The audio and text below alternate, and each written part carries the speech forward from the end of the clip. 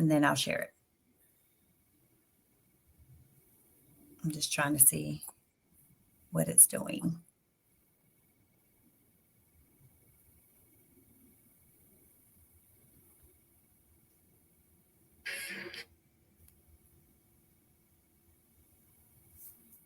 I don't see it. I'm sorry, I don't see it. So what I'm going to do is just share it because I figured out how to do that, at least in Safer Communities.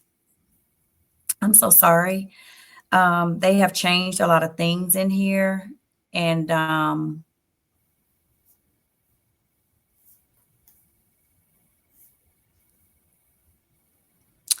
it is just so different. So maybe I should have practiced a little bit before we got started. So hang on just a second, because I don't see it. I don't know if anyone can see us. It said, do you It would see tell us stream up this to here. your audience at the top on the right?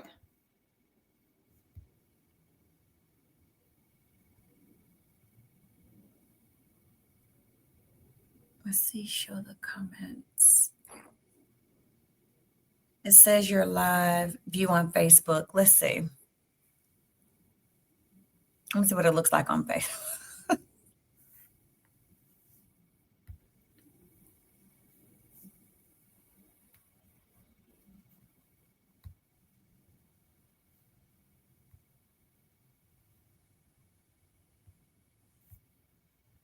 I don't think I was live yet.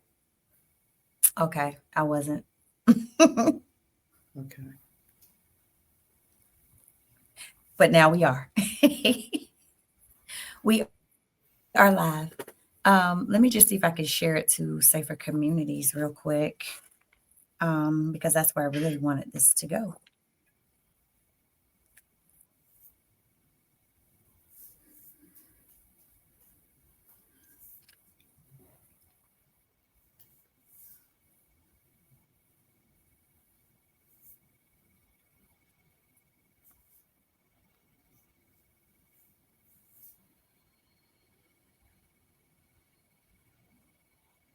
Okay, so I shared it to Safer Communities. We're going to see if this works the way I'm hoping that it will.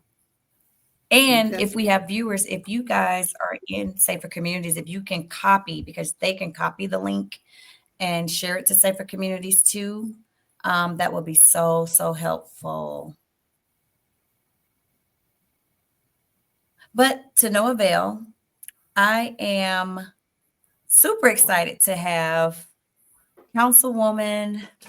Let's see, I love saying your whole entire title.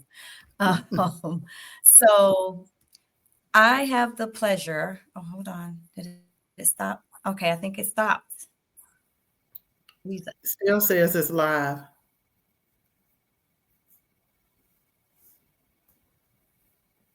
Did it stop sharing live?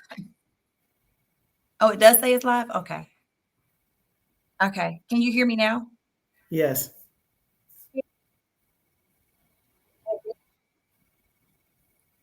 Okay, here we go. All right, hang on. Hang on one second. All right. So I took off the Facebook part. So we are live. It just had Facebook where we could hear ourselves on Facebook too. So I have the pleasure of having Councilwoman Dr. Catherine Rowell here with me tonight. As you all know, we're in the middle of a very important election here in the city of South Fulton, and she is the councilwoman in District 1. And I think it's important for voters to hear from those that are already elected, to hear what has already been accomplished. We've had a ton of forums, and I think there's a huge opportunity for us to clarify and share information that can be very helpful for voters. So I'm starting with District 1, Dr. Rowell, and I'm going to open it up for you to start by reminding voters how long you've been the councilwoman in District 1 in the city of South Fulton, and share some of the accomplishments that you've accomplished over the years, as well as what you're hoping to continue to accomplish as we go into while we're in this voting season. So go ahead and take it away, Dr. Rowell. Well, thank you for having me on. And you started off with asking how long I've served. I've been on city council since the founding of the city. So this is my 8th year serving on city council. I'm very proud of the work we've been able to accomplish over the last 8 years. And while I'm not on the ticket, I do want to make sure our voters go to the polls informed and up to date about what's really going on in our city, because there are a lot of great things. And I think that gets overshadowed a lot of times with some of the things or the coverage that we get on the news that doesn't really reflect what's going on a day-to-day basis in our city. Right now, the city is probably embarking on one of the most important initiatives that we have to do every 5 years, which is to update our comprehensive plan and our future land map. And I say that because I regularly hear residents complaining about what's coming to our community, not understanding that the updated plan and the future land map dictates what will come, at least for the next 5 years. And so I think it's really important for people to engage in that process. At our last council meeting, we voted to extend the time that residents could give input to November 3rd. I supported the mayor in that. I think it's important because all staff recommendations that come based on a development is based on that map. So if it says, for example, that there's residential development that's to come, the staff recommendation is going to be approval. And so we need to very closely pay attention to these maps to make sure we're understanding, if you don't want a lot of density by your house or where you live, you need to look at those maps and make sure they're not shaded for, a lot of mixed use development, or you want to make sure that it's shaded for residential around you, those kind of things. So that's that. As it relates specifically to kind of what I've been able to accomplish in District 1, I came in the door focused on economic development. I think people knew that. I started the city's first economic development tours, inviting developers to come take a look at our city and making sure they understood we were open for business. And that was really important because, everybody was new on council. Some people wanted to do a moratorium. I didn't think that was the right way to start off saying, hey, we're launching a new city and hey, our doors are closed. That was not the message that I wanted to convey. And as a result, we were able to see a lot of success in addressing some properties in District 1 that needed attention.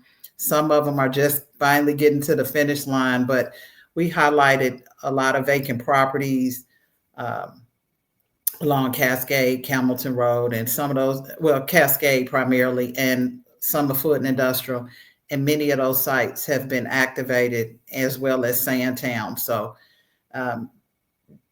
that's been my focus. And it was consistent with my background. For those who don't know, I worked in community development before I got on city council, that and in the grant writing arena. And so I just was able to bring skill sets and relationships I had prior to the table to make sure that we could get people to pay attention to the city of South Fulton.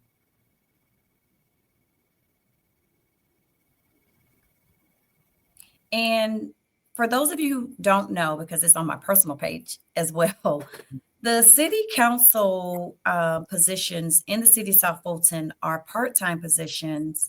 But would you say that the work that you all do is more from a full-time basis?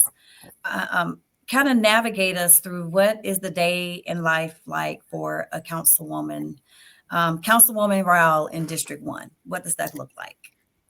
It varies from day to day. I think most people probably think about the council meetings as the primary thing we do, and I would say it's absolutely not. So on the day to day, I'm getting calls from constituents across the district, and sometimes, outside of the district, to help them with everything from, you name it, I had a resident reach out to inquire about sewer. This was a legacy neighborhood where many of our districts have a lot of residents who are actually on septic, and they wanted to understand how they could get on sewer.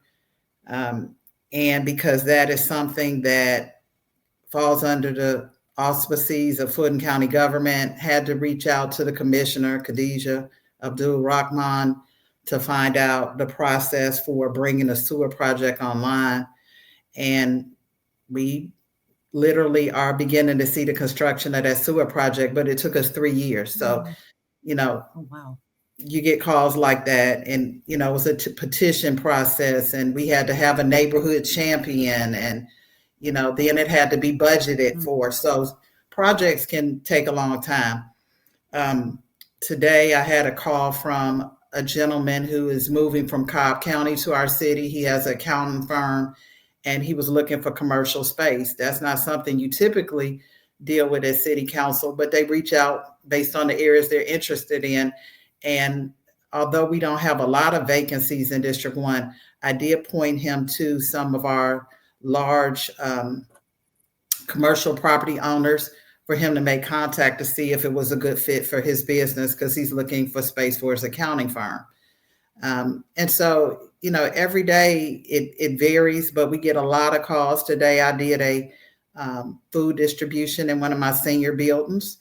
And, we do a lot of different engagements. You may deal with an HOA meeting one evening. This is in addition to the events that we host. So it can be very time consuming, as well as if you're involved with any organizations representing our city. All those meetings basically take place during the day.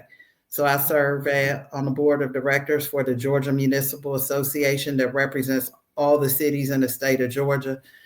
I'm the president from the Southwest region of the state. And so you may have cities calling you to ask you how you're addressing a particular issue, or can I put them in contact with somebody with the GMA staff? It can be any number of things. So it sounds like there's more to this than the Tuesday night meetings that everyone. And those are long enough. And so let's talk a little bit about, let's kind of break down the government that we have, because, what's confusing is to hear some people say we're the twin city of Atlanta, but we're really not, because our style and form of government is nothing like the city of Atlanta. So let's just kind of break this down. We don't have to spend a whole lot of time here, but I think it's very relevant and important, because I just had a class the other night, and there was, out of 10 people, there were only 2 people in that class that are from here. Everybody else had moved here from up north. They were from other places. And so oftentimes I think people come here and they don't realize, even though the address may say Atlanta, Georgia, this is the city of South Fulton.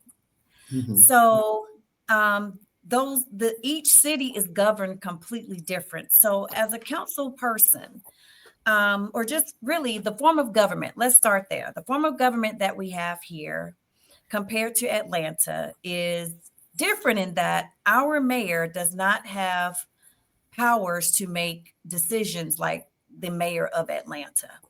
And Correct. So taking it from there, Dr. Rowell, tell us, how does our government govern, and why is it important for citizens to know this heading into this election? We're a council city manager form of government. And so what that means, our day-to-day operations are managed by a city manager. In our case, our city manager is Sharon Subadan. Unlike Atlanta, the CEO who oversees the operations for the city of Atlanta is the mayor of Atlanta. Our structure is totally different. And so when we have our council meetings, you'll hear a lot of times the council members deferring questions to the city manager, because the packets that are put together by her and her staff. The mayor does get to set the agenda, so he can put things on the agenda. But if the mayor is working in concert with the city manager, there shouldn't be things that are surprising that appear on the agenda. At the end of the day, again, the operations and all the employees, with the exception of the city clerk, the city manager, the chief judge, who am I missing? Those are the only people that report to the city council. Oh, the city attorney. I'm sorry. I knew I was like, I'm missing somebody. The city attorney. All the other employees report to the city manager. And so when people are presupposing what they believe is happening with employees, that they don't report to us at all. And so we should have limited to no interaction with them. If we need to address something going on in the city department, we're supposed to go through the city manager or assistant city manager to have them address and resolve it with their department heads. And how would you say, because there's been a lot of situations where there have been cases where that certain council people haven't leveraged the city manager. They've attempted to, and in some cases it's even been the mayor as well, gone directly to the employees. How have you avoided that? For me, it's really simple. I basically set up a monthly meeting with the city manager. I pretty much stay focused on the projects I'm trying to advance. And so I go into the meeting with the agenda. I get a status update, and then what I expect that over time we're resolving or addressing those issues. It might not, change month to month, but over time you should see progress on the projects that you're working on. And that's how I handle it. And it helps me keep my notes. And it also helps me when it's time, for us to evaluate, because I can objectively look at, these are the things we started off. These are the things we've been able to accomplish. And those things are focused on initiatives in the district. And it's worked very well. I've done that with every city manager that we've had here in the city of South Fulton. Now, that doesn't mean everybody uses that approach, but I'm a very structured person, and that works for me. And it's yielded success in terms of getting projects to the finish line and producing tangible results for the constituents. That's good. And you touched on something. You are very focused. You're very organized. These are things that when we hear candidates that are running for these positions, this never comes up as an attribute. And the reason why I think that's important is because there's a lot of moving parts to your role. I mean, setting up a new city, coming from unincorporated to now being a city, and you've been here since the beginning. What would you say has been the biggest challenge? And then what would you say has been one or some of your biggest victories?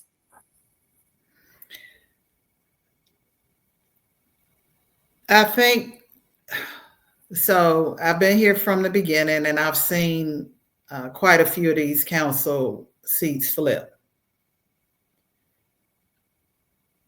There's pros and cons with that, right? Because every new person who comes on the council changes the dynamics of the council. And there's also a learning curve that goes with this job. And, I've attended, I just got the opportunity to attend the first mayoral forum where I got to hear a number of the candidates on the stage at one time. I've gone back and saw some clips from other interviews. And what I've heard a lot of conversation about, I. Mm-hmm. This is a team sport. Mm-hmm. And when people make comments that it takes 4 votes to get anything done, that is in fact the case. So if you think you can work in a silo, you won't get anything done. You have to know how to work with people. You have to communicate with them effectively. And particularly when you're introducing legislation, you have to help them understand how it could impact or benefit them so that they're on board. So I see a lot of candidates who are quick to uh, criticize, but not really understanding how the process really works. Mhm. And so that's probably been a challenge. And then also making sure that you have people who are open minded and are willing to learn. The organization I talked about, Georgia Municipal Association, provides a great uh, platform for sharpening your skills. They have regular training opportunities. We have our annual convention in Savannah every year. We have a convention here in January in Atlanta. And throughout the year, they have multiple workshops to help you become effective as an elected official. When you first get elected, state law requires you to do a mandatory training. But to be honest, it's probably more information than a person can dissect at one time. So you come back with this great big binder, but it still will take you some period of time to kind of digest and really understand what all that means, because you're covering everything from zoning to just all kind of topics in that training. You can't just absorb that much information in that short couple of days that you're in Athens at UGA getting that basic elected official training. And would you say that because when we first started out as a city, would you say, I can't remember if the aides that you all have now, I think they were part-time, but now they're full-time. Would you say it's really critical and important to choose someone who has some background and/or governmental experience, or they're at least, maybe where just someone who can help fill in the gaps because that person is now full-time, correct? Yes. So Well, that so person can so it be. varies. My person is actually part time. I Hmm. think when I selected, I was looking for somebody who was more compatible with my personality. I Hmm. wanted a person who was going to be professional, attentive to the constituents, um, and I wanted her to be willing to learn. That goes back to, are you open to going to training? I shared a lot of information with her early on and spent a lot of time, bringing her up to speed and kind of how, you know, I like to serve, and it works for us. That's good. Um, and every different district is different. I don't know the volume of calls that every council member has, but I do answer my phone a lot. In fact, a lot of people, they're like shocked. They're like, "Is this you, Councilwoman?" I'm like, "Yes, it's me." But it works, and it goes back to, I think, the fact that I'm structured and I really try to be proactive. When I see things in the district that need to be addressed, those are the kinds of things I put on the radar for the city manager. Because if I see it, somebody else sees it. If I address it on the front end, then they're not complaining about it. It's real simple. Mhm, Um, mhm. I also am fortunate in the fact that I like to do a lot of walking. So if I really want to get some good information from constituents in real time, I go take a walk at Trammell Park, and it's a friend group. They have all the information I need right over there in that park. And so, if it's things that, hey, did you see this, or do you know? Sometimes I'm on it already, and then there's other things they may bring something to my attention that I can, respond to. And Mhm, so that and the quarterly town hall meetings are really mhm. important for me. I've been doing them ever since I've been in office. I found that to be very effective in terms of hearing from constituents about what their concerns. So I try to leave time at the end to talk about things they may want to talk about. But usually I set those agenda Mhm. based on things I'm getting calls about. So if people are complaining about streetlights or whatever the issue, I try to make the agenda based on what I hear constituents being concerned about. I also do a weekly e-newsletter, and I do an annual mailer. And Mm. that's about it, because our budgets compared to a lot of other cities are very small. I hear a lot of people talk about the ridiculous spending. I'm like, are you serious? We have 15,000 residents in our district, and everything pretty much comes out of that. So if I go to training, at GMA, and in Savannah, you got to pay your hotel, your registration, your food when you're away from home. If I do quarterly town hall meetings and I have snacks, everything comes out of that budget, is my point. I do a mailer every year. This is the most recent one I did. I mailed it to throughout the district, and that's anywhere from $5,000 to $6,000. So the money doesn't go as far as people might believe if you're effectively trying to communicate with your constituents. So, between e-newsletters, we love for you to read the e-newsletter because we pay a one-time subscription for that based on the number of people in our database. Mm-hmm. And if you read it, then you'd be informed. But, I know people are living their lives and it's busy. So the mailer is kind of like a recap of the major things that we've done in the city and in the district to keep them informed about what's going on. And this one, I don't think I've even thought to ask about this before, but have we thought about, and this may be way out of the budget, but it just made me think about, the county has a channel that you can watch on the news. You can watch I think it's on Comcast, and get information, because I think that's one of the biggest challenges that we're still all trying to figure out, like, what is the best way to get information with the huge age divide that we have. We have a lot of young people, they're social media driven, and then we still have our seniors. Some of them are getting there, but they're not quite ready yet. And so I was thinking, have we thought about having a channel, a network, where we can broadcast information throughout each district, and/or just a follow-up maybe to a meeting to break the information down? Because I'll tell you, with the meetings being so long, there's a lot of information to try to break down. So is that something that the city has thought about? Is it too expensive?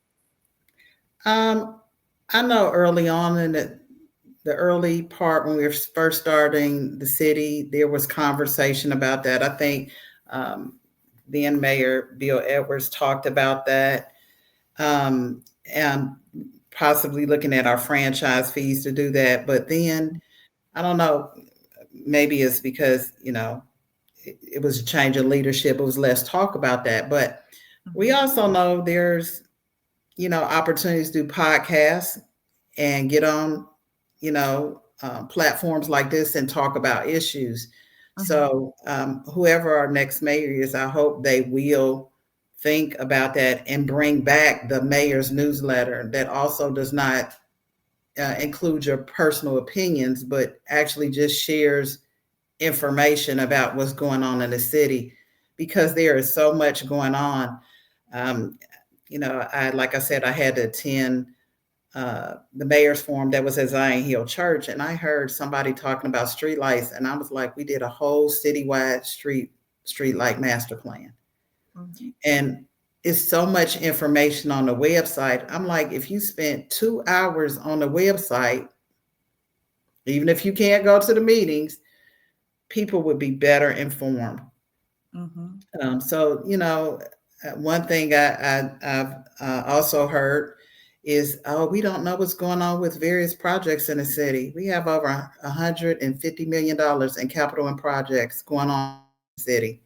We have an interactive website that Public Works updates on a regular basis, where you can literally click on the dot, read about the project, and find out its current status. Been there for a very long time. So I say that because I think it's a two-way street. I think as much as we think we're communicating effectively, there's clearly room for improvement. But I also think residents have a responsibility to do their own homework. And the first stop should be the city's website and not Nextdoor. Oh, correct. So Deanna is saying that the fees passed through the cable customers, it can be expensive capital. But I think it's something worth looking at, because I can tell you that there's been some fees and expenditures that have been spent on very frivolous things. And if we were to take that into account, very well could have possibly set aside some of the money for something as unique as maybe even if it's just 30 minutes, I don't know, in a week. But I just thought about it while we were I mean, while we're I talking don't think, together. I think there are ways. Technology is such that we can figure out effective ways to tackle issues to about the community. I appreciate having the opportunity to be on this platform. I think I saw something on, I think Facebook, where Sam Bowen was sharing some information, and I was like, "Bravo! Somebody is reading the charter and reading out our website." And I was like, "I would love to come talk about it." So I thank you for this opportunity, because clearly we need to do more of this to educate constituents and provide them an opportunity to ask whatever questions they need to. I mean, I do it on a regular basis, like I said, quarterly basis.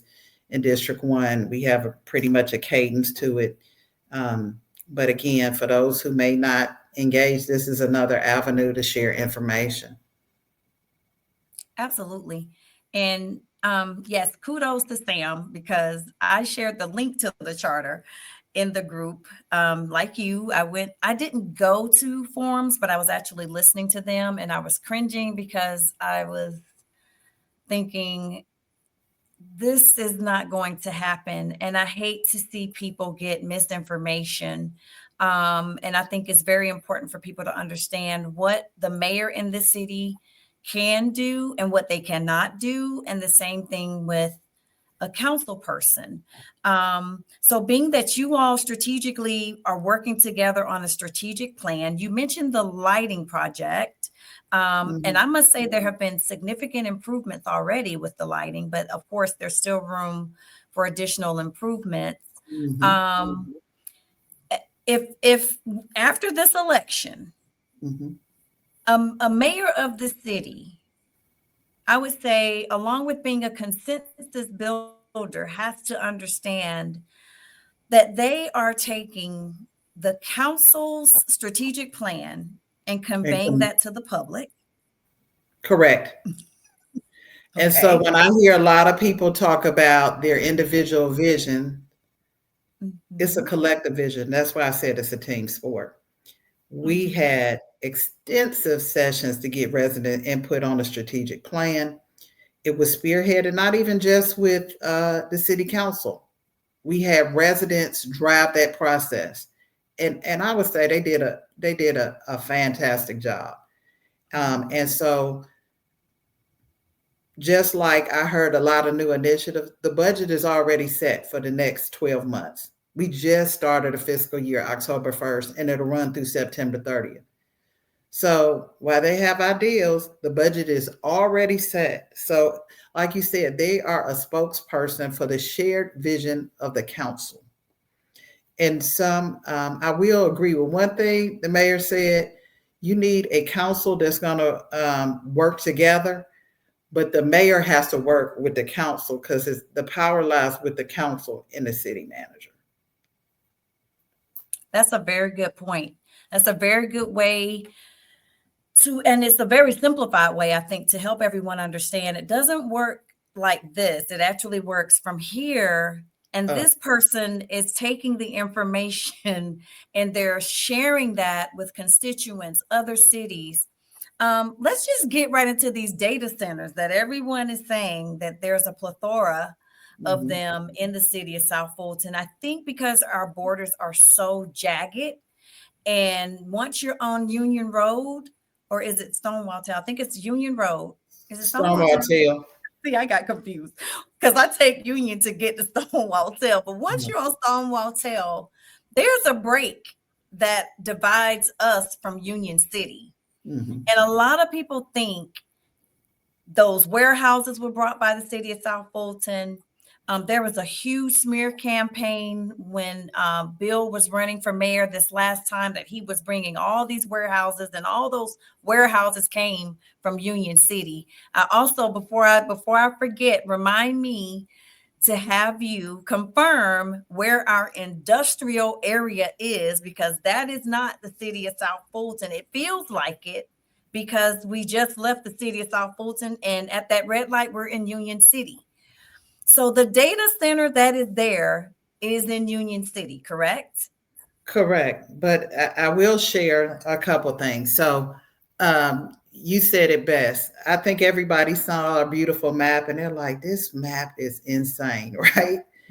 And right through the middle of it's a zigzag. Mhm.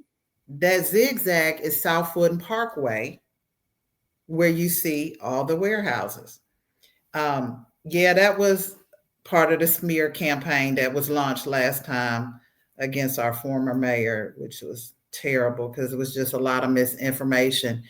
And I think it was in part due to the fact that he had been a commissioner for 14 years in the area.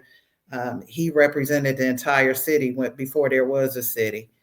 And so many of which included multiple cities, not just the city of South Fulton. He represented Chattahoochee Hills, Palmetto, Fair, all of these cities. Mhm. But as a commissioner, the Fulton County Board of Commissioner could not object to an annexation. Mm. And so many cities, before we incorporated, started kind of taking choice parcels around the perimeter of the city.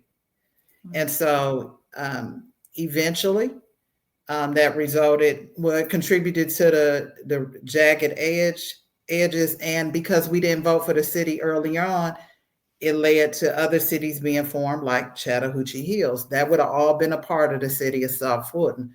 So yeah, that was a lot of misinformation that was put out. But to speak to data centers, we do have some data centers that are proposed for the area. But our zoning ordinance, which again is different than a comp plan, it's different than the future land use map, says that they have to be in industrial areas. We have 3 industrial areas, well, really 4 in the city. You have Fulton Industrial, which is the largest industrial area east of the Mississippi River. It brings significant revenue to our city. And so a lot of times I cringe when I hear people talk disparagingly in general about warehouses, because we have all kind of uses in our industrial area, and they're not. I think what it is that people typically think about there being some kind of environmental issue associated with warehouses. But we have we have a lot of e-commerce going there. We have movies being filmed in our warehouse districts. We just have a variety. In fact, I have an ordinance coming to try to capture some of those uses that, people don't think about. I know on Fulton Industrial, we have a lot of food storage on Fulton Industrial. We even have a baby aquarium on Fulton Industrial, not open to the public, but overflow for the Georgia Aquarium. So, I represent the entire industrial area along Fulton Industrial, and I've learned quite a bit about, the various users we have and businesses we have in the area. We have a lot of robotics in the area, supply chain, you name it. Mellow Mushroom is on Fulton Industrial. I mean, we really do have a diverse group of users in the area. And as you know, we've been focusing really hard on cleaning it up in partnership with Fulton County, who have been great partners on this. In fact, stay tuned. You'll hear really soon. We'll be celebrating with Select Fulton the demolition of a number of those hotels on Fulton Industrial before the year's out. And when you say the hotels, you meaning some of the ones that are vacant, or At the ones I-20, that just at closing? I-20, at I-20 Oh, and Fulton Industrial oh, primarily. okay. We've been fortunate over the last couple of years to attract some new hotels to our city. Most of those all of them are in District 7, off of 74. And so, we're looking forward to more of that because it generates hotel, motel tax for our city, another revenue stream that supports our overall city operations. So, yeah, I'm talking about some of the more blighted properties that have been around for a long time. And so we're looking forward to their redevelopment of those sites in the next couple of years. And I didn't know about Mellow Mushroom. Is that their like warehouse facility, or is it actually It's their office. A lot they have office, but they also they have, if you haven't ever driven in the area, you could they have some of the most interesting public art. Yeah, they do.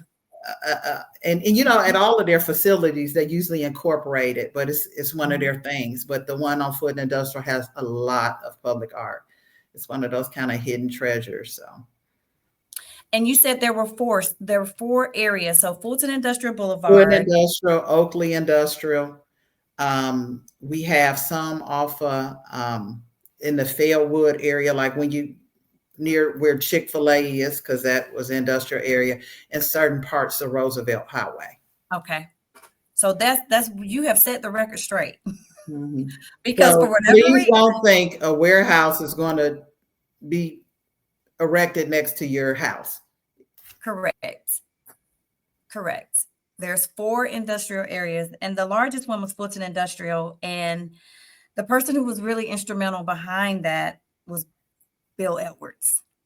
Bill Edwards, and well, he played a role, but you also have to give kudos to our state reps, Roger Bruce, Sonia Halperin, and those who were working on behalf of the city, because they were in the General Assembly to get the legislation through. And we have to thank Governor Kemp for signing the legislation. So, but listen to what we're talking about. You have to be, I mean, let me and that's bipartisan. I have to say that, because the reality is under the Georgia Dome, it is Republican controlled.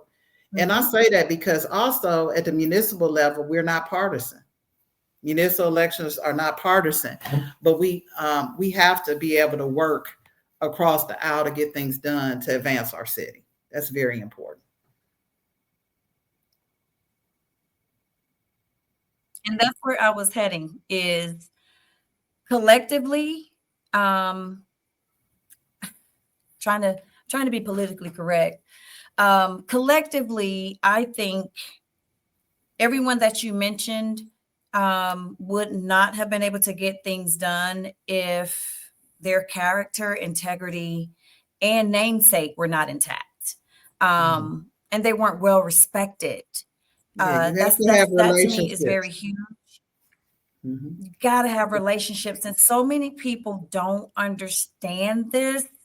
And I don't know how else to explain this outside of, if we were heading into the city this year with some of these candidates, I just can't see a lot of them sitting down with the governor and or some of our state representatives and having a conversation about Fulton Industrial Boulevard. That's just my opinion. Well, let me say this. What I will say, I listened to the mayoral candidates, and many of them, they have some great fresh ideas, right? We're also in a time right now where, you know, cities are dependent on money that comes from the federal government. Some of that money is being pulled back or not awarded. We just paid a visit to Washington, D.C. to advocate for our city. It was very different. We've been doing this for years, by the way. But the climate is very different than we've ever seen it. And I came back and I told several people, oh, we're going into a shutdown. You could just tell by the conversations, very non-committal, felt very different than in the past. And when I heard some of the staffers talk about, you know, we don't necessarily know what's going on, or we're not being given advanced information, I said, okay. I mean, we're in a different climate, and I think people can see that. Hopefully they can see it. And so I say that because it's a time that we have people who are wise, they have relationship and discernment. I think it's, again, some of those candidates, I think they'll be great in leadership even in the future. To be honest, one good thing about our city, we have term limits. So everybody has an expiration date on us, right? And so we need to be thinking about succession planning for these, uh, all of the positions at all times. I think a great training ground for that is a number of our boards, particularly like our planning boards and zoning, because I think that's the hardest part of the job to kind of figure out. Mm-hmm. If you want to run for office, understanding zoning, that's a lot of what we do. And that's probably the things that gets people most emotionally charged. One thing on every decision we make is going to be some people are going to be happy and it's going to be some people who are not satisfied with the decision. That's just the nature of the work. Mm-hmm. But at the same time, if we do the homework on the front end, make sure these future land use maps, the comp plan that you've weighed in at the beginning, we would have less friction when these zoning cases come before us. Because Georgia is a strong property rights state and it's going to lean in favor of property owners. I tell people, if you don't want something next to you, and I know this sounds kind of harsh, but buy the land next to you. I'm glad you touched on that because oftentimes people think that the council is making decisions in lieu of a property owner, but you're really trying to use, where you're using good judgment to make sure that the city doesn't waste money on frivolous litigation. Because that's what happens when you don't make good decisions about zoning, planning, and those things, is you end up, into litigation that could be avoided because it's like you just said, it's a property owner driven state. So, And again, our staff, I have seen people be very rude to our staff. They're following the law. The staff recommendation should be consistent with that map, period. It's not a hard math. I mean, if you shouldn't even flunk the test, really. So I say that because, and I've seen this too with some of our boards that they're, they'll have a recommendation totally different than the staff recommendation. And then they'll say, I don't know what the reason is, because we've all been trained. We worked really hard to try to get everybody up to speed on terms of learning what the law is. We brought in UGA, everybody. If the map is right, we shouldn't have those conflicts. But I do hope that as we move forward, that some of these boards do a little deeper dive and work on bringing the recommendations to us with conditions. Because if the staff recommendation is approval, honestly, work to try to mitigate as many of the concerns that residents raise. But the reality is when they don't, we're all over the map. That really doesn't help. And so I'll leave it at that right now. Okay. And I say that because, honestly, a lot of these boards, as new elected, if new elected officials come in, they'll do new appointments. And we know we have a new mayor, coming in. We know too, they'll be shifting on boards as well from January. So that's a good point. If, let's just say, someone doesn't win the election, to me, the most appropriate thing would be to work with their council person in 2, 4, and 6 to see if they could potentially get an appointment, because those appointments are by the council, or is it by the council? Okay. By the council. Some boards have appointments based on very specific expertise that they're looking for. A lot, when it's like that, it's dictated by state law. Usually looking for somebody with this particular skill set. But, and also I think, I can tell you people who ran against me who I thought had a genuine concern for the city and would represent the district well, I appointed to boards. Because if you said you wanted to run for the city, you showed that you had a heart for service, I want you to serve and help make our city better.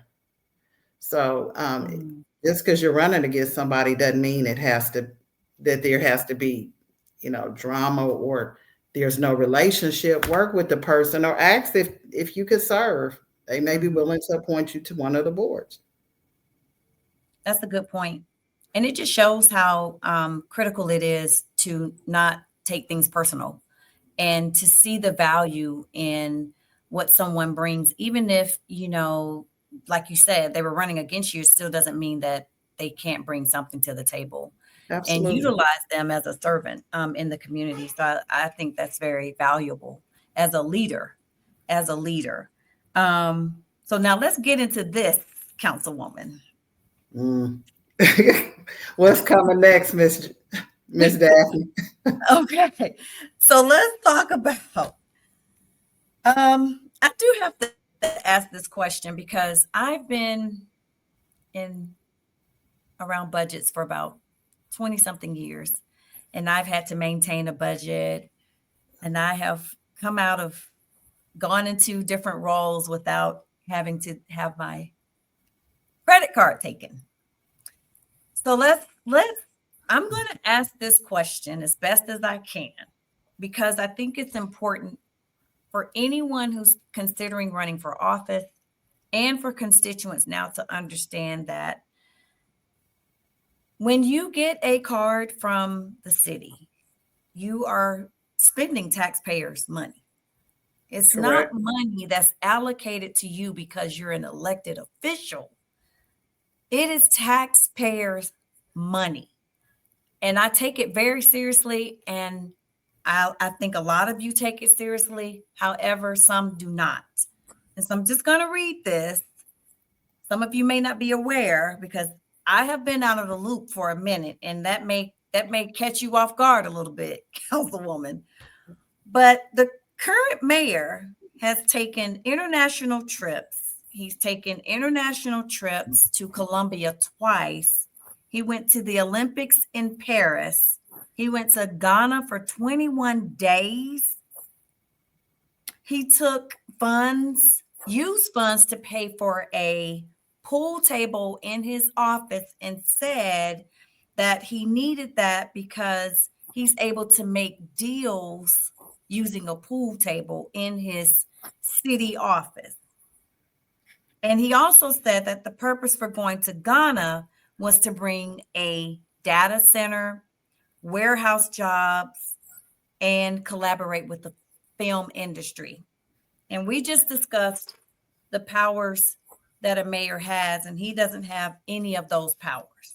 And last I checked, Ghana has no contribution to the economic development and the strategic plan that the council members have in place. So I guess my question is, how can we stop someone like this from misusing the funds? Because we've had how many forensic audits now? Are we up to 5? We've had, I think, two audits and one forensic. And just one If I remember, forensic. I think one. I don't think the first one was a forensic, but it was an audit of P card expenditures that was done several years ago. How do we stop this? So a couple things. And I'll say this: the international travel in and of itself was not the problem. Elected officials in cities do that on a routine basis. The problem is that the travel did not follow our travel procedure process. So we've always had a travel policy. We didn't have one specifically for international, but Mm, the existing policy would have had you govern yourself in a different kind of way mhm, because we have a travel authorization form that has to be submitted. You identify the city you're going to, and that would be the same with international.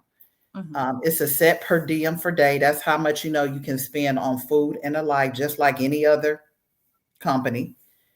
Um, and we also have had certain triggers in our card. So you can't spend alcohol, those kind of things. Those kind of things automatically are denied. mhm, Travel in itself wouldn't trigger it because as an elected official, you travel. Now, to be honest, it was a constituent who alerted a council person, because I can tell you it's not my routine business to go looking at the council members' cards. And as a result of that, a deeper look was had. Because again, we had went through this in 2023, and you would have hoped that somebody had learned from that and would not continue the behavior. The council did at that time what they thought was appropriate, and they sent the information to the district attorney public integrity unit to take a look. And that was so that we would be objective. We would have an objective review, and it wouldn't be the council policing each other in that way. And we did the same thing. We hired Baker Tilly to take a look, again, an independent third party, because people love to say, oh, somebody's after you. No, this is a reputable national firm that does these audits to take a look and give us some recommendations on what's going on. I think another thing that we have to acknowledge, during that time, we had some turnover in our finance department. We were without a finance director. And of course, all this occurred when we had some vacancies in the position. And so since January, which the P card audits, there were 2 different ones done, completed. One was a forensic audit because there were specific things brought to the council's attention as it relates to him doing extensive international travel, as well as the fact that we wanted to say, well, what's going on with the P card program in total? And so that second audit looked at all P card holders. That included city council.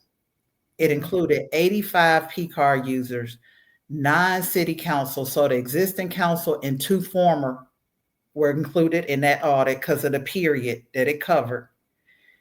And people are asking for an audit. They looked at $2.2 million worth of expenditures. In total, I think it was $68,300, where they said they needed an additional support to look deeper. I mean, you would look deeper. So I'm like, are you asking, when people are asking for additional forensic audit, and we're talking about all P cards, the total amount out of the 2.2 million is 68. You think we should spend another 60,000 or so looking at that? I don't think that's the best use of the taxpayers' dollars. And so I think that's why people are concerned about the reaction. It wasn't to not be accountable. It's that we've looked at it. And since that time, Baker Tilly now looks at every transaction of every P card holder. And that's been going on all of 2025. Okay. It just seems that. And let me also add. And I know that objectively you all sent. Okay. I was going to say, and we had a work session. So everything about this is transparent. This is the thing. We had a work session July 22nd, 2025, when this information was presented.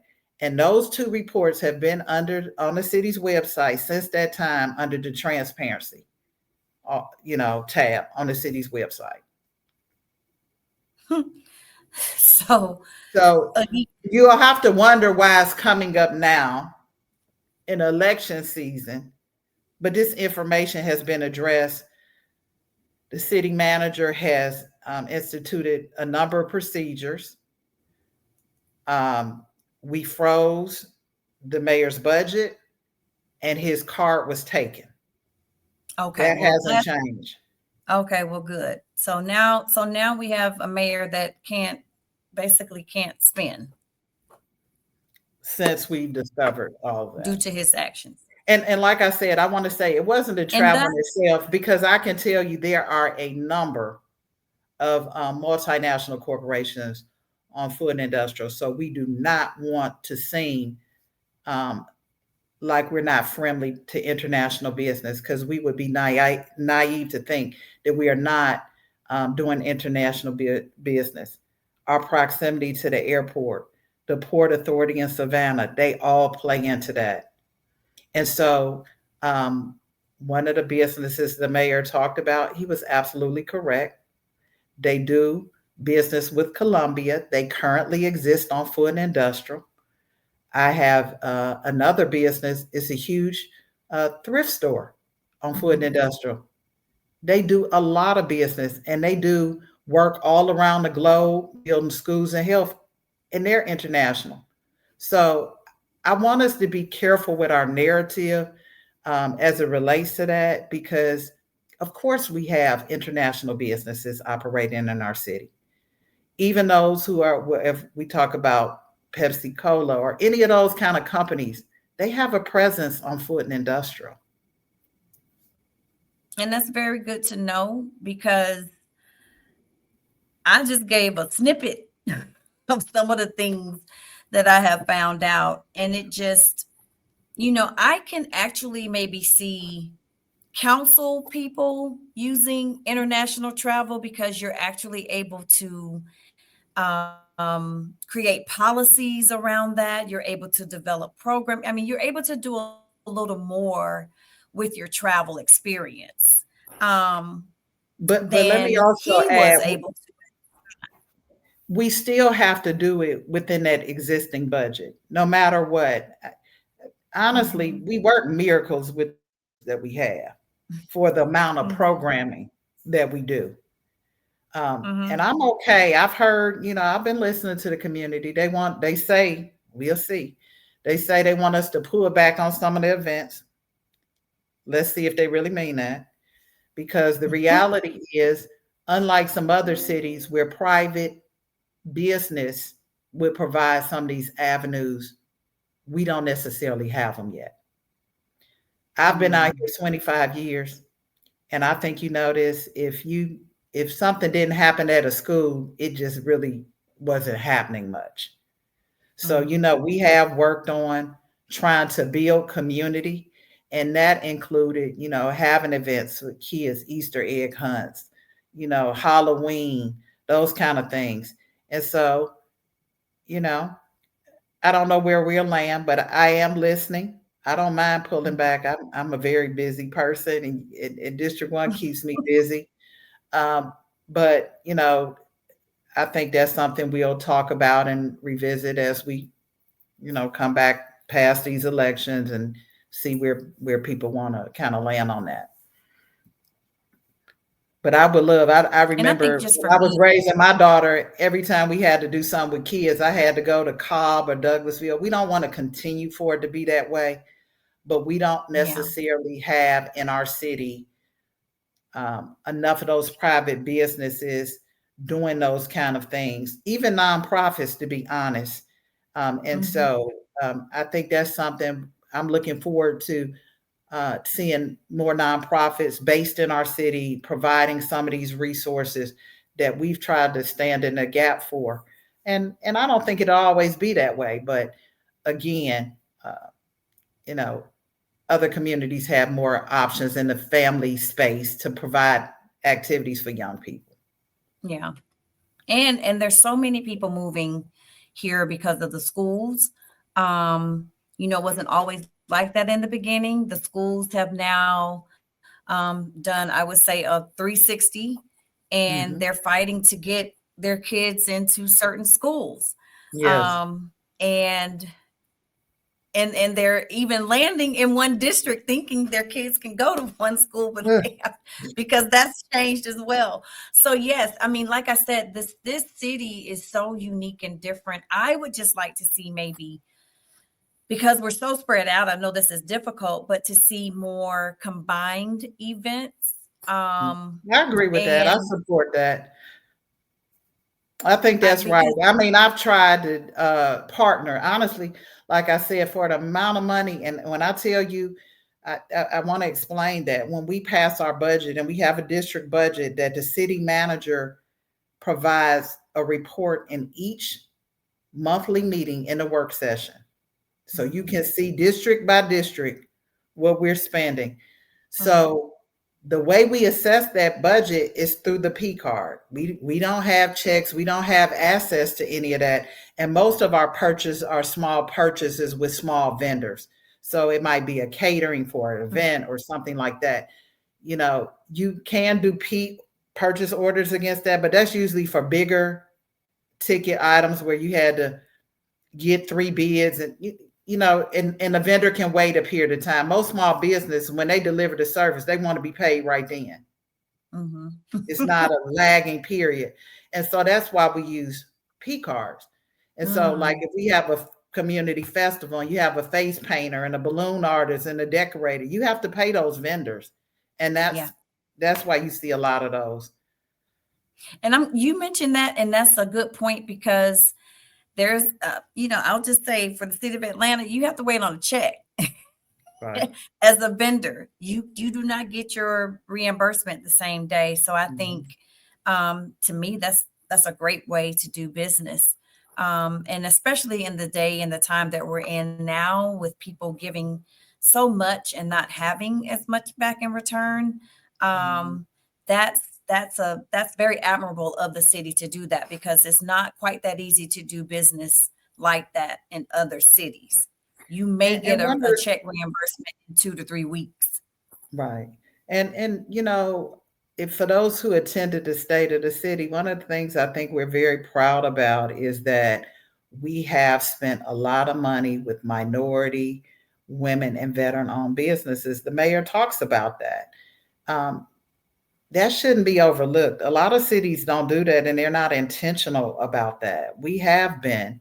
You know, you talked about earlier what was one of the things that I was proudest about that we've done. And when I think about Sandtown Crossing, what I love most about it, most of those businesses are owned by residents. Like, that's wonderful. And we need more of that.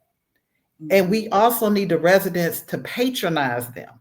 So, you know, when we talk about, you know, spending in your community, T-SPLOS dollars, it's from taxpayers all over Fulton County. If you know, if it's between spending in Cobb and Fulton, come back over here in Fulton and spend, but more specifically, spend that money in a community where you live. And so I say that because I don't think we always necessarily connect the dots.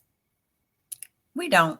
And a lot of us don't probably know what you were just mentioning with T-SPLOS, but and that's just because we just don't, we don't really understand the ins and outs. We really don't understand the economic development and how that works here. I want to ask you about these tax allocation districts and how these can be beneficial to small businesses, since you mentioned about small businesses and how the city of South Fulton, how you've been intentional with this, and if you can expound on that, I think that would be helpful. Well, the tax out, we got a lot of boards. I'll be honest. I think we're in the future should look at some of them. It's a few too many, I think, in some areas. But the tax allocation districts provide an opportunity to support projects that might need a little extra help to kind of get to the finish line. I'll give you an example. Y'all probably saw in the news recently about Sandtown Village, which is a project that's been in the works for some time at Camp Creek and Campbellton Road. They've gone to these projects, when you see them come out the ground, they've probably been in the works for 4 or 5 years. They tend to be very complicated deals because they're hundreds of millions of dollars. And so that was a project that the city also looked at to try to look at how we could help make the project come to fruition by investing in the sidewalks and improvements that needed to be made along the roadway. Because, of course, when you put commercial, you're going to get more traffic. We have those projects, and when we're reviewing that doesn't come to the city council. We have people that we've appointed to serve on those boards, like the Downtown Development Authority. Per the state law, it has different skill sets that they're looking for on the board. So it might say, we need landowners. We need, they're looking for different people to fill different boxes. So you get a diverse perspective on looking at some of these projects. And so Mhm. in the years ahead, you'll hear more about how our various boards are supporting bringing, particularly mixed use developments online to kind of spur economic development. We also have a economic development plan that was done a few years ago. It identified 9 nodes in the city that we wanted to focus to bring higher density mixed use. Sandtown was one of those nodes. So that's what I focused on. And Mhm. there are others across the city. We have one at Cascade Palmetto. That's that Westwood project you've probably heard about. Then we have 3 of them along Old National to support the redevelopment. So these various nodes we have, we're working, the staff is working on trying to bring uh, infuse new investment in those areas. And while we talk about it, Old National has had a lot of new businesses in the footprint of our city over the last couple of years. You had Valvoline, you have Five Below. And I say this because these are corporate brands, not mom and pops. And I think in the past, Old National has had a lot of mom and pops, but it shows that they're looking at the demographics and you're able to track something new. You got a Chipotle over there in District 6. So you're seeing a lot of new investment in the area. A Mhm. lot of people talk about Old National. Some of the areas they inquire about aren't even in our jurisdiction because, of course, when you first get off the freeway, you're in College Park. Yep. But we have seen tremendous investment over the last 24 months or so.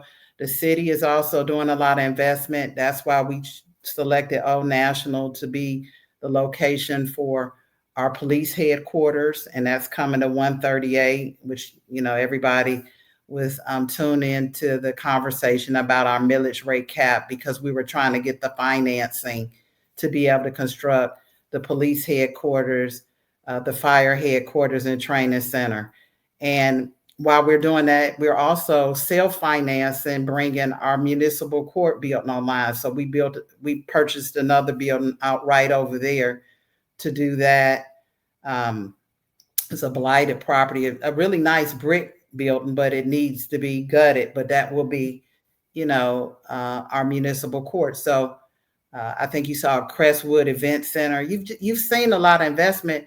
We Mhm. talk about the negative, but we don't highlight all the wins that we've had over the last couple of years, and they have been a lot. Well, and I think that's why we need the right spokesperson that can do that, right? Like you all are doing the work. You got your boots on the ground. You're creating the legislation. You're, meeting with constituents. Your vision just hasn't reached the masses Which and you're starts at the accomplishing. top. It starts at the top, right? Oh, it definitely And starts from the and, top. and whoever this leader is, whoever is our next mayor, they have to understand again, this is a team sport. We talked a little bit about what the charter says about the role of the mayor, and hopefully they will be shining a light on all the negatives. Now, if you have a list of 12 things and 10 are good and 2 are bad, and you focus on the 2, who does that? you know, so we have to choose wisely. We have to get out and vote. The numbers when I looked through Saturday were still pretty low. So I'm gonna encourage you to take advantage of early voting and head to the polls. I think there's still a lot of confused people. I have spoken this week to several people. A lot of people reach out and say, "Hey, I don't know who to vote for." And I think it's because so many people are making so many different promises. You know, they're confused. Unfortunately, there's a lot of new people that have come to surface. And Well, my can I say something about that? yeah. If they just surfaced, really, is that what you want to take a gamble on? I will say this. I represent the city when we had our loss negotiations. the council voted for me to represent the city in lieu of the mayor at that time. If I had not served on council, I could not have served effectively in that. I just could not have. Mm-hmm. You have to have experience. If we love to talk about Atlanta, Andre Dickens is a great mayor. He was on city council before he became the mayor. It has a learning curve with this job. If you just started with that premise, you're down about four people right there. There you go. And I'll leave it at that. I mean, I'm not gonna. Well, people know I've endorsed somebody, so I don't want to get in that. But I do think you start with people who have had experience and know something about this city. This is not a day one job. This is Absolutely not. I get here and figure it out day one. This is not that type of role. Please don't do me like that. That is my ask of the voters. That is not what this is. And I think that's what makes me cringe. Going through this process, so many people don't value experience. I hear things like, well, why don't you pass the torch? Why don't you mentor? And I'm thinking, where have you all been? And I think there's an opportunity for that, but we have to be realistic about that. And that means, like I said, for my vote, take the person that I endorse aside. I wouldn't have considered anybody who had not at least served on council. It's just that simple. Mm-hmm. You have to learn this job. There's no real instruction, but now you have training that you go to, but you don't know, and people are going to come with you day one with needs. You know, for me, this is really ministry. I'm gonna be honest. We deal with so many issues like you wouldn't really believe. You know, food insecurity, seniors who have home repairs and they can't afford to do anything about it. You know, we created Cold Cares, our city, because we started seeing that there were a lot of people with the rising cost of everything that they're really struggling to make ends meet. And so these are people who are professionals and, they've retired, educators and whatever. But guess what? It hasn't always caught up with the rising cost of inflation. Everything is more expensive than it was. Even as we go about doing these projects for the city, and we're bidding it out, they're considerably more expensive than they were just a couple of years ago. And I don't see that changing. And so, we need some wisdom in the room. Like I said, at a minimum, I just hope. Now I can hear you. Oh, you couldn't hear me? Oh. I couldn't. It went out for just a minute. Okay. Yeah. I just said a minute. We need some experience in the room. We need some experience. So only 4 of those people out of all those candidates running for mayor, 4 of them have actually served and know something about the cities. Please start with that. But do your homework. Yes. I just for kicks started looking at some websites today and, candidates saying, and I'm going to help with education. We don't do anything with education. That's not the role of the mayor. It's not the role. It's not the role of the city. The charter specifically tells us the things that we are supposed to engage in. People have a lot of needs, and as much as we want to help, we can't be all things to all people, and we also have to hold those other agencies responsible when it falls under their purview. Some things fall under the county, some fall under the state. We got to press for those things. A lot of what we do in the council seat is advocacy, advocating for the concerns we hear about residents. As I mentioned earlier, residents come to me, they say, I'll never forget this. Somebody, the councilwoman is trying to force some residents to get sewer. What? No, I'm not. Residents came because, the new price to replace a septic system is about $25,000. Hey, it's easier. It might be better if you're experiencing this. And then we found out it was a whole lot of other neighbors experienced the same thing and was not going to probably have the means. But you know what? they had a 3 or 4 thousand if the county comes in and they just have to tie in. So that's the kind of advocacy work we do. We have to listen. We have to be attentive to what residents' concerns about, lighting, whatever the issue, code enforcement. That's what we do. We need people who are serious about serving this community, advancing this city, and making it better. And we need a little quiet time in the city. We don't need to be on the news for everything. Yeah, y'all can probably count the amount of times in 8 years I've been on the news, maybe twice. I was gonna say, I can't even remember unless it was, more ceremonial. It wasn't because it was something, Yeah, some that people was love to not in run a to the positive media, right? light.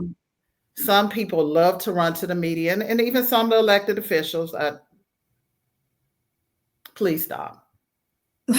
She said, please stop. Um, Well, I agree. Because they're thinking it's bringing attention to them. And this is not, like you said, it's a team sport. It's not just about an individual. Collectively, you all are here to serve the city and not just your district. So, I mean, I couldn't agree more. I do want to ask you this. Um, Going into 2025, what are some of the things that residents can look forward to? I guess from a legislative perspective, and even if you can't talk on it or speak on it just yet, because you could just be working on it. What are some things that are budgeted for that I would say citizens can look forward to coming to fruition? some of the things that are currently underway, it's a lot, but we had a Southwest Art Center that's undergoing a renovation. I'm super excited. You'll be hearing something within the next 45 to 60 days, grand opening for you to come out. So we don't know if we're going to have a holiday party. I just say that in District 1, but it's okay. We're super excited about bringing the Southwest Art Center online. In addition, we have at Trammell Crow Park, we have a soft surface walking trail. We've done it in Cliftondale Park, and we have a trail coming to Trammell Crow over the next year. Very excited about that, as well as additional investments at Sandtown Park.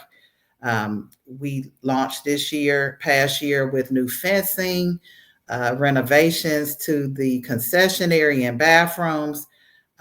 We have the walkways being designed over time. Of course, that park is a very well-used park, but over time, the tree roots and everything have made the walkways, they need improvement. So we have those under design. So the walkways around Trammell Crow Park will be redone, and some improvements made at Trammell Crow around the walkway as well.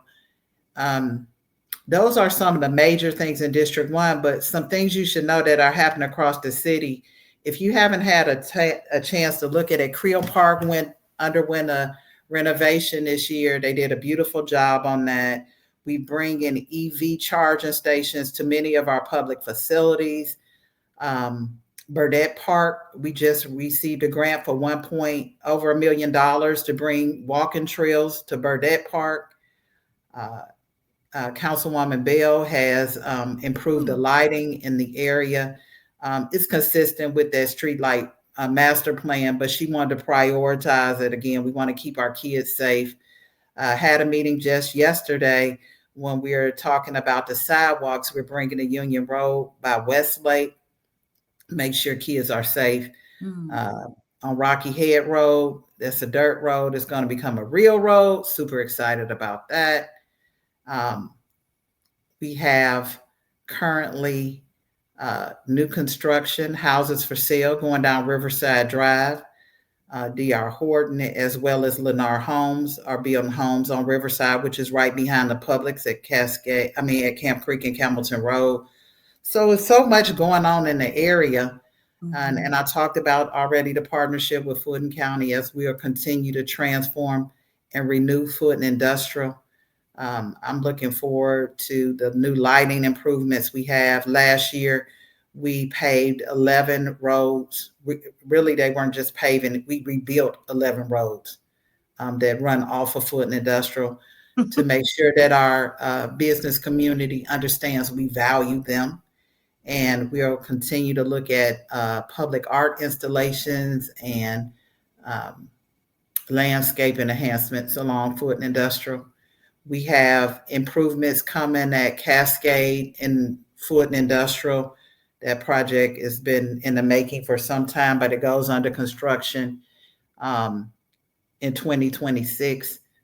And as you come down, of course, New Hope Road, you see sidewalks coming in. By 2027, in 2027, you'll see them coming down Cascade Road to Foot and Industrial. So we have so many things going on at Cascade and 285. You see a quick trip going on a parcel that has been vacant for about 40 years. We have a Dunkin' Donuts coming on Cascade at Fairburn Road. In the old LT Wings, Okay. we have Lola Pecan being opened by one of our Westlake alums, Chef Tiffany. And so we got great things Oh, going on, and that's what we need to be celebrating. So the last And that's question I just have, because we're primarily my eight, area. I can't even cover the whole city. But these success because I can't stories even are cover. all over the city. And so That's don't good. believe the negative narrative. It's a lot of great things going on in our city. Fifth Third coming over to District 3, over by the other Publix. And of course, we got Dunkin' Donuts and Chick-fil-A over there. And so you have a lot of investment occurring across the city. And that's private investment, to be clear.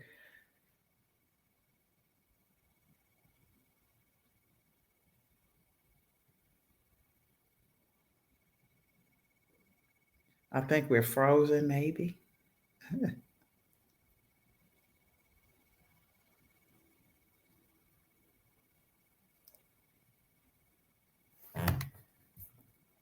Well, I just appreciate the opportunity. I don't know if I'm not sure if Daphne will be returning. Look like the screen froze, but I want to thank her for the opportunity to allow me to share some of the great things happening in our city, and I look forward to coming back for future conversations.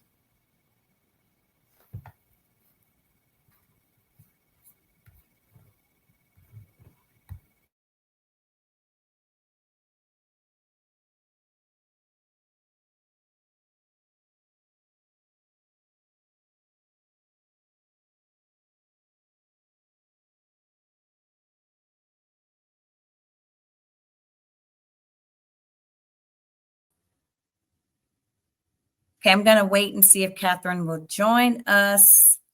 We got disconnected for some reason. I'm sorry about that. I'll give her about 2 minutes. I had one more question for her. So, I mean, it just kicked us off.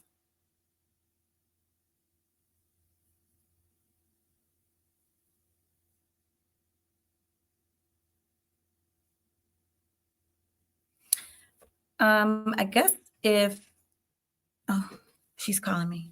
Hey, I'm back in here. I don't know what happened.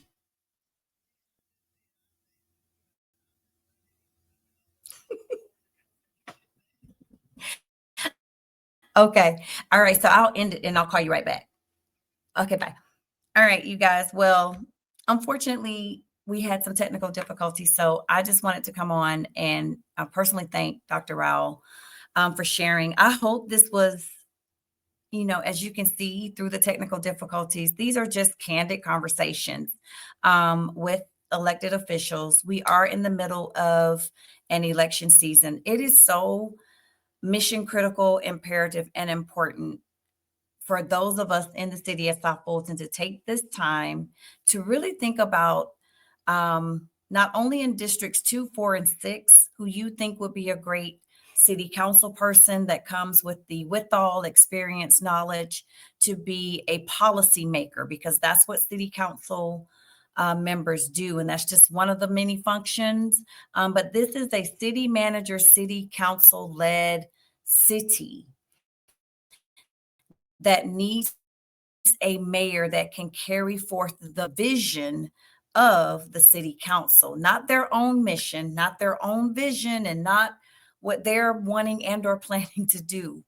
And as you heard from Dr. Rowell, that person needs to be a team player. And she kind of helped narrow it down to, out of all of the candidates, experience is very, very important. She gave a really good analogy about the city of Atlanta and how Mayor Andre Dickens was a city council person before he was a mayor. I think that's really important. And there is one person that's running that has well over 20 years of experience, governmental experience. And you guys, this is not something that you show up on the first day, not understanding how the government works. We've experienced that with the current mayor. And this just isn't a position for a learning curve. So that's why it may be good that Dr. Rowell isn't here with me, because I can speak freely and just let you all know that it is very, very important for you all to show up to these polls, elect someone with experience, someone who's well respected, who has relationships, not only at the city level, but the county, state, but who can also be instrumental with working across party lines. This isn't just about, you know, just Democrat. And as she mentioned, these are nonpartisan positions. So this person needs to be very, very, in all positions, they need to be able to just work with anybody. And because we've seen what it looks like for the latter. So I'm going to end there. My time has probably been up. I hope this was helpful. I'll see if she'll come back maybe before the end of, or the end of early voting is on, actually, it's on Halloween. So please exercise this time to go to any of the locations prior to November and cast your vote. And take this very seriously. I will come back in a few days with another guest who can give some insight into this election. I want to thank Dr. Rowell again for her patience with some of the technical difficulties tonight. And if you missed it from the beginning, I'll share the link where you can watch this on YouTube. This actually is broadcast in my advocacy group, which is Safer Communities in South Fulton. That group has been around, oh gosh, since we have been a city. And I have actually been instrumental with helping to pass legislation to help us to become a safer community. So I've gotten to know a lot of elected officials over the years. I know the ones that have integrity, that are ethical, with experience, knowledge, that can help us carry the city forward. And I have no doubts that the person that I have voted for as mayor will be able to do that for us. So thank you all for tuning in, and I'll see you all next time. Bye.